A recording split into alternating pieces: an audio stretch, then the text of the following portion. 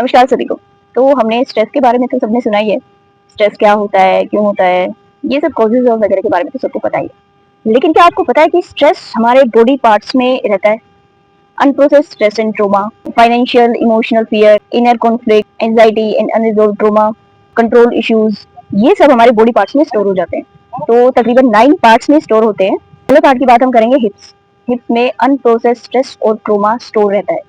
हमें कोई भी स्ट्रेस है, जॉब का है, पर्सनल लाइफ से रिलेटेड है, उसको हमने रिज़ॉल्व नहीं किया तो वो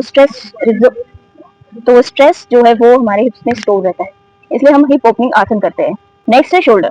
शोल्डर में मजबूत कंधे होंगे तो जिम्मेदारियां अच्छे से निभाई जाएगी, ये बोलते हैं। तो रिस्पॉन्सिबिलिटीज का स्ट्रेस जो है वो हमारे शोल्डर, अगर नॉर्मल रिस्पॉन्सिबिलिटी तो सबके पास रहती है, लेकिन बहुत ज्यादा रिस्पॉन्सिबिलिटीज हैं तो वो स्ट्रेस हमारे शोल्डर्स पे रहता है, यहाँ स्टोर रहता है। इसलिए कंधों में जकड़न वगैरह की समस्या बहुत ज्यादा होती है, तो उसके लिए शोल्डर्स को एक्सटेंड करने वाले आसन किए जाते हैं। Next lower back.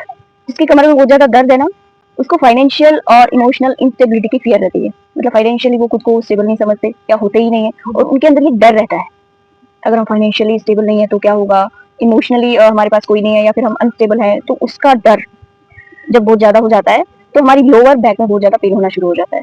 ये यूजुअली जब होता है जब अनसर्टेनिटी चल रही होती है लाइफ में, तब। बाद आते हैं जो, जिसमें रिप्रेस्ड एंगर और स्पोकन वर्ड्स। जब हम अपनी बातों को, अपनी फीलिंग्स को किसी को बता नहीं पाते, गुस्सा जो है वो हमारे अंदर ही अंदर स्टोर होता रहता है। तो जो क्लेंचिंग की प्रॉब्लम भी आपने सुनी होगी, नींद में बड़बड़ाना, तो ये सब भी होता है। ये उसी वजह से होता है क्योंकि आपने अपना गुस्सा दबा के रखा है। कुछ वर्ड्स ऐसे हैं, मतलब आपके दिमाग में घूम रहे हैं और आप बोलना चाह रहे हो लेकिन बोल नहीं पा रहे, तो जो क्लेंचिंग की प्रॉब्लम इससे होती है। उससे हमारे जो में जो है वो स्ट्रेस रहता है। उसके बाद आता है चेस्ट। चेस्ट में किसी का अगर हार्ट ब्रेक हुआ है या फिर सैडनेस है तो हमारी चेस्ट में बहुत पेन हो सकता है।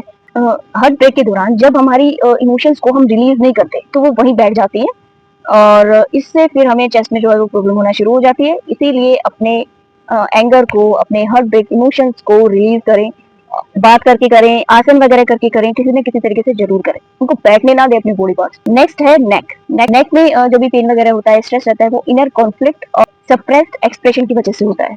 हमारे अंदर ही अंदर कोई ना कोई कंफ्यूजन चल रहा है, कॉन्फ्लिक्ट चल रहा है, ये करना है, नहीं वो करना है, ऐसे बोलना है, ऐसे करना है। जब हम बहुत ज्यादा कंफ्यूज रहते हैं, आपको एक्सप्रेस नहीं कर पाते, सप्रेस कर लेते हैं, तो उस वक्त जो है नेक में प्रॉब्लम रहती है। नेक से रिलेटेड आसन हम करेंगे आने वाली वीडियोस में। उसके बाद आती है स्टमक की बारी, गट हेल्थ। और गट और ब्रेन एक्सेस तो आपने सुना ही है, गट और ब्रेन का डायरेक्टली रिलेशन रहता है। इसमें सबसे ज्यादा इश्यूज जब होते हैं जब हमें एंजाइटी होती है, एंजाइटी और अनरिजॉल्व ट्रॉमा की। अगर किसी को गट इश्यूज बहुत ज्यादा है, खाना वगैरह भी अच्छे से ले रहे हैं, डाइट अच्छी है, पूरा अपना वॉकिंग वगैरह कर रहे हैं, तो जरा अपना एंजाइटी और अनरिजॉल्व ट्रॉमा पर भी फोकस करें। हो सकता है आपकी कृपा वहीं अटकी हुई हो, तो उससे रिलेटेड जो है वो आसन वगैरह भी है, मेडिटेशन है, वो करें। अभी हम आने वाली वीडियोस में बात करें। नेक्स्ट है हमारे हैंड्स। हमारे हाथों में भी स्ट्रेस वगैरह जो है वो स्टोर है। जब हम किसी को कंट्रोल नहीं कर पाते, कंट्रोल करने के इश्यूज, तो उसका जो भी स्ट्रेस वगैरह रहता है, गुस्सा वगैरह रहता है, वो हमारे हाथों में स्टोर रहता है। जब हम फ्लो ऑफ लाइफ को ट्रस्ट नहीं करते तो हमारे हैंड्स में दिक्कत होती है। सब कुछ सही होने के बाद भी अगर आपको कहीं प्रॉब्लम है तो मतलब आपको ये सारे इश्यूज हो रहे हैं, तो एक बार ये भी ट्राई करके देखें, अपने इमोशंस को रिलीव करके देखें, और हैंड से रिलेटेड जो भी आसन वगैरह हैं, जो भी प्रैक्टिसेस हैं, उनको प्लीज ट्राई करके देखें। नेक्स्ट आता है हमारा नी, घुटनों में।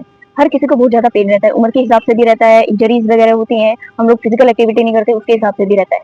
लेकिन एक चीज इसमें भी स्टोर रहती है, वो है फियर ऑफ चेंज।